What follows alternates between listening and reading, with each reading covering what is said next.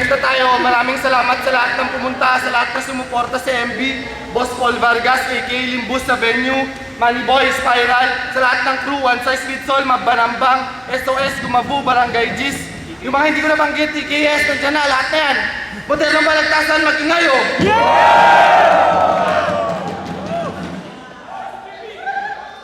Okay, 90 seconds to, walang OT. So yung mga judge dito, pakinig na lang kayo na mabuti. Nag-toss coin na kanina, nanalo si Axis. Some 90 seconds kay Mixanity. Yo, check. Pangalawang appearance on entablado. Lalaban na naman ako. Gusto namang marinig ng mga tao ang tunay na pakay ko. Oo, nung unang battle ko, yung nakalaban ko, nalunod sa lyrics. Kasi kaya kong paglaruan ang chemistry at physics. At kaya kong tunawin ang utak mo na di ko na kailangan gamitin ang aking fist. Ang talino ko ay nag-i-increase kasi ako ang beast of the east. Ang kakayahan mo, Res, may sariling bahay na ako, gumagawa ka pa lang ng nest. At huwag na huwag kang madidepress. Sa mga banat ko, maraming na-impress. Kasi ako rin ang dalang tanyag na the best of the West. Ang mga banat ko, mataas at malalim. High tide. Purong-puro ang mga letra, parang water. Purified. Mataas ang antas ng salaysay ko. Certified. At kung hihingi ka ng lyrics na galing sa utak ko, okay, Chong, I'll provide. Pero ihatid mo na kita sa huling hantungan mo, Danas Ride. Okay, sige. Magbatuhan tayo ng lyrics na matibay. Ang katumbas ng pundasyon ko ay 10 taong nasa ukay.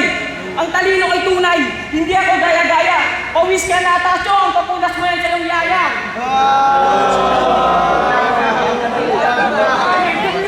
At hindi ka magigingay kahit malulong ka sa ganja. Lumunong ka na lang ng bato, tapos sumigaw ka ng Darna.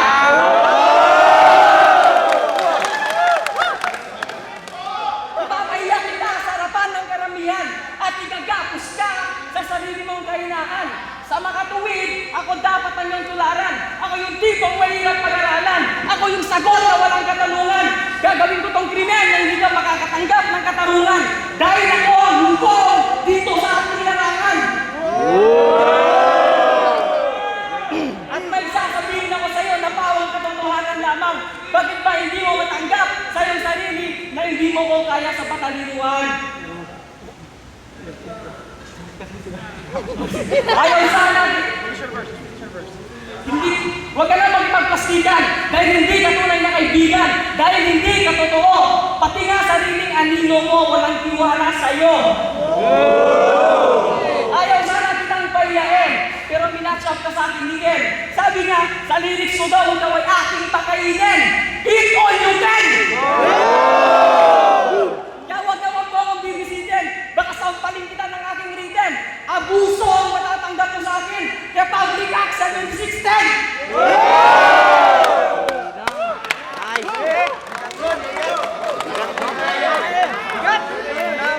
Sa minuto kay Axis. Ay, 90 seconds. Lapit. Usog konti mo. Okay na. Sulta konti. Laki na yung wireless mo. Sige, okay na yan. Sa 3 weeks na nagdaan, halatang wala kang improvement. Kasi written lies lang naman ang iyong alam, ang pangit pa ng iyong accent.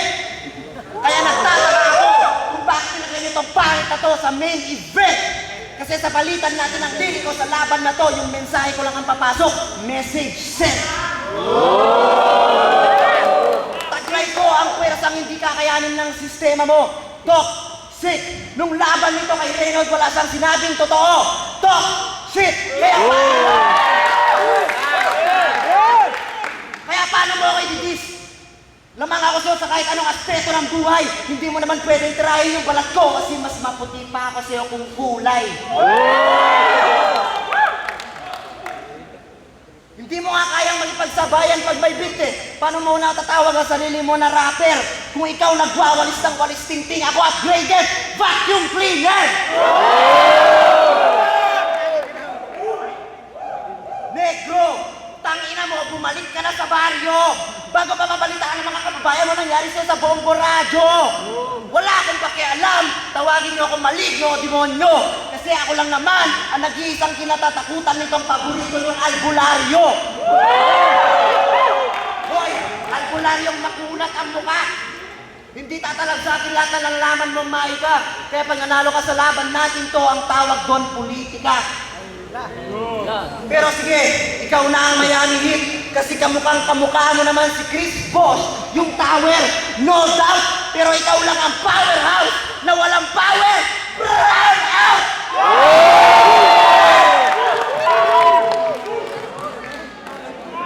Bye! Okay, sa minuto ay 90 seconds kay Mixanity. Walang maingay, kay manginit talaga ng laban.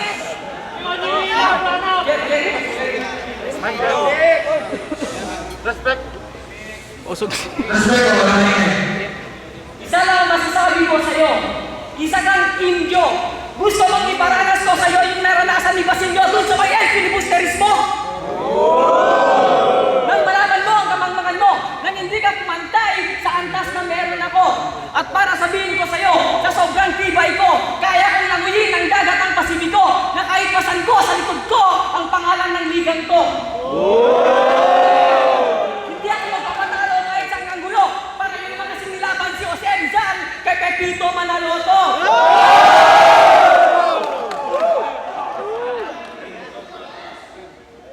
At alam mo nga, anong feeling mo imo? Hindi ka emosyonal, isa kang imongki. Mag-climb ka na lang sa tree para meron kang identity. Hindi yung magkikirabagan ka sa aking tabi para lang matawag na MC. At sa sobrang kapal ng mukha mo, nag-fansign edit pa siya. Mukha ng celebrity. Ganyan talaga ang mga desperado kapag walang pleasing personality. Kapag kung ikaw ang MVP, ako ang the greatest player. Kung ikaw ang VIP, ako ang conference owner. At sa libing mo, ako nang bala sa iyong speaker. Bilang matalik na kalaban mo, papagoon kita ng bago mong titulo. Hindi na MVP, hindi na VIP, kundi RIP! At sa pagkamatay mo, hindi naman masyado ako mag-blame. At sa pagkamatay mo, parang hindi naman ako masyadong mag-blame. Papagoon kita ng minute na lapid-lapid, signature over printed name. Para ka lang si Regang walang dragon flame. Tapos tumabay ka pa sa isang Hall of Fame. Just shut up, Axis, and remember my name. Pagkatapos ng laban na to, alam mo lang salitang shame. Saksi ang langit sa aking pag-agagupit. Marami ka ng friends. Pagkalikod ka namang nilalait. Harap-harapan lang sinasabihan ng pangit. Time! Okay. Sa 90 seconds kasi.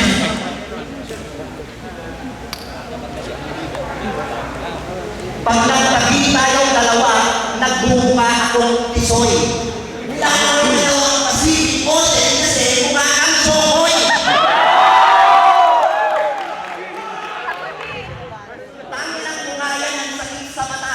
Ang sarap ng bigyan ng isang sapak sa panga. Iniibang ka na ng mga tropa mo kasi mukha ang tanga. At ayaw nilang magkaroon ng kaibigang may mabantot na maa.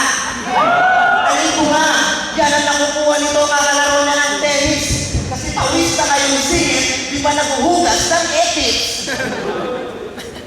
Yan! Kaya putang ina mo ka, huwag kang feeling matalino. Kasi kung may kukumpara ka sa akin, wala ka pa sa 20%. Pero pasan daw tong ayaw na to. Yan ang palagi nang sinasabi. Oo. Kaya alam naman nangyari yun, kasi wala namang nakakantong na babae. Ikaw ba naman ang naging virgin since birth na ba mag-aaral ng mabuti? Alam mo kung anong nangyari? Nagsuot ko ng raincoat ng sinabi ng GF ng magbahaw sa ng kapote. Bobo ka talaga aminin mo. Kaya kahit anong gawin mo pag-superman dito ako magsisilbing kryptonite. Paano nga naman mananalo sa isang tunay na lalaki ang isang tulad nitong hermaphrodite?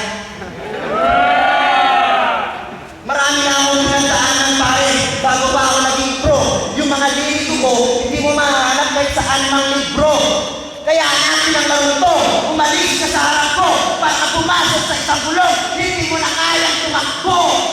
Negro!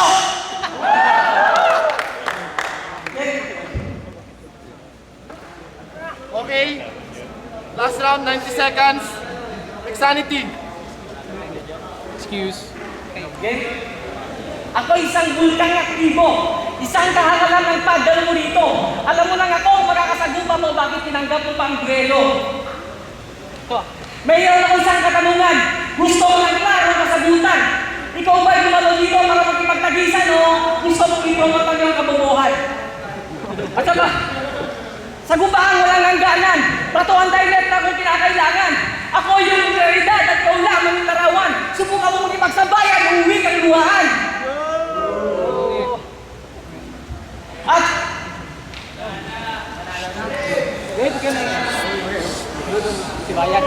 huwag mo lang subukan ang aking sumerin mo. Baka sipahin kita mo na rito, tinilaban ka sa pinto. At sa sobrang galit mo, para akong bulkang nagkaroto. Ikaw sobrang panit mo, para kang tayo hindi may labas sa banyo. Kaya huwag ka masyadong nagpakakonyo. Dahil kaharap mo ang tunay na demonyo. Subukan mo magpakabait sa harapan ko at alasisin ko ang leg mo. Kabisado ang versikulo at bawat kapitulo. Halatado ang espino mo at kadologan mo. At para sa mga hurado, sana pantay ang timbangan nyo nang malaman nyo ang pagkakaiba ng gramo sa kilo. Wala kang sagot ng kupal, wala kang lunas ng kupal ng sakit. Kahit panakimo, dahil ikaw ang pinakadugyot na imo. At sa laban natin na to, dapat ikaw ay naganda. Bawal dito. Sa laban natin na to, ikaw ay naganda. Hindi uso dito ay nagmamakaawa dahil dugo ay babaha. Isama mo lahat ng tropa mo, sabay-sabay kayong malalanta. At kung ikaw ang axis, ako ang inertia. Babanatan kita ng lyrics na may lindol, may aftershock pa. Ako'y mapangis kahit wala sa harapan ng kamera. Dahil ako ang MC na hindi pwedeng ikumpera. At lagi mong tatandaan, walang higit sa tunay at nag-iisa. At kung gagayahin mo lang ang estilo nila, pwede bang axis, umayas ka na. At sa larangan, alam mo lang kung sino niyang nakabangga. Habang tulog ka, akong bangungon ng buhay mo. At habang gising ka, ako ang banta ng buhay mo. At habang nandito ka sa larangan, ako ang Diyos mo. Subukan mong hindi respeto, babawin ko buhay mo. Para kang bola ng tennis, ang sarap mong paluin. Para kang sahig, ang sarap mong napasuin. Ito ang huli na aking sasabihin. Hindi ka mananalo kahit palakasan niyong panalangin. Okay. Panalo na yan! Huling 90 seconds. Huling 90 seconds para kay Axis. Mura-mura nga yan!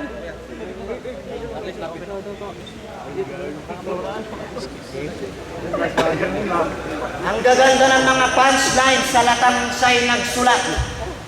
Pero kung utak at dila pare, hindi tayo pwedeng magtapat.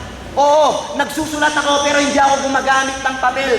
Kasi itong utak kong to, isang library na ang level. Kasi yung mga banat nito, may lalim. Pwede na. Eh yung nanay nito, may asin. Pwede pa! Kasi kahit pangit ka, angat ng nanay mo, nakita ko kagabi. Pero pag talikod ng gago, kinantot ko na sa tabi. Yung katawan, malaman. Suwabe, parang coke na litro. Bawat tira ko sa kanya libre para lang akong nag-free throw.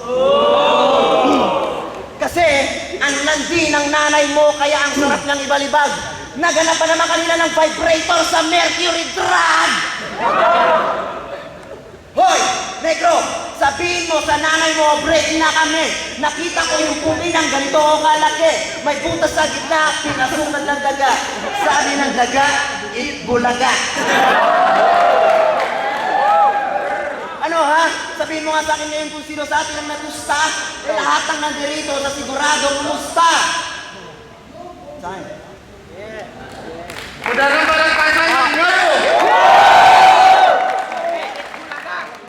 Sir, ako, since halos on par sila sa wordplay tsaka sa mga bira, sa mga banat, I'll give it to Axis na lang based on aggressiveness at talagang atake siya, atake. Tapos yung choke ni Mixanity, i-consider ko na rin yun kasi halos on par lang sila sword play. So, Tapos pala, one side fits all. Hurt. Grabe yung laban para sa akin kung may OT.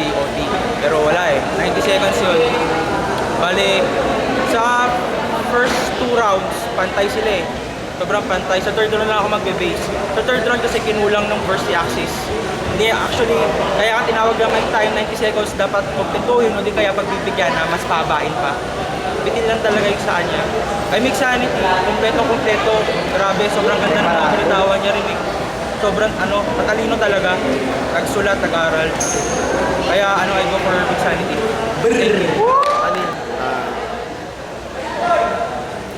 First round, second round, kita naman natin sobrang bigat ng mga binitawan lang. Kalapit ka nung third round. Sabihin nilang butong. Nakita naman natin na binigay nilang pareho lahat ng mga kaya nila. Pero sa akin, nag-generic man si Axis. Pero yung binitawan ni Miko kasi sobrang mabigat. Alam mo yung hindi pinag-isipan talaga mabuti. So, Miko. Yung Sanity, IBK, DTS. Iluluto ko yung laban, bibigay ko kay Miko. Joke lang yun. Seryoso na. Si Mixanity versus si Axis. First round, ibibigay ko kay Mixanity kasi panoorin nyo na lang. Basta ang masasabi ko lang sa first round, mas mabibigat yung mga punchlines ni Mixanity. So, first round kay Mixanity. Second round naman, bibigay ko kay Axis. First of all, nag-choke si Mixanity sa second round. Bumalik siya kaso hindi pa sapat yun. Kasi mabigat din yung mga banat ni Axis. So, Axis ako sa second round. Sa third round naman, parehas malupit. Walang OT, pero kailangan ko mag-decide.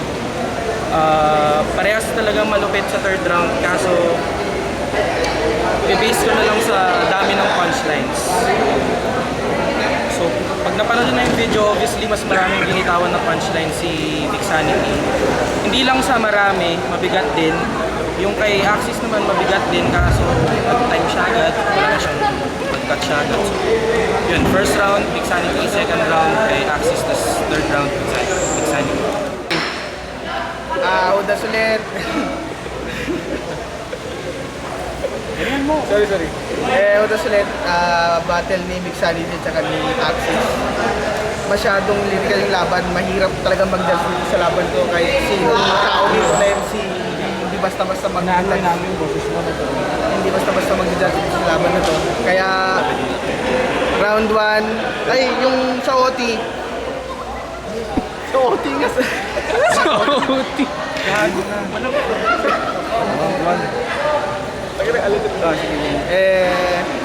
Yung round 1 binigay ko kay Mixanity, tapos yung round 2 kay Axis. Tapos yung round 3 kasi nag-generic si Axis. Tapos itong mabigat masyado yung lyric ni Miko. Kaya Miko. Ako yung announce yung nanalo. Maraming salamat pa sa lahat na nandito ngayon. Anong oras na?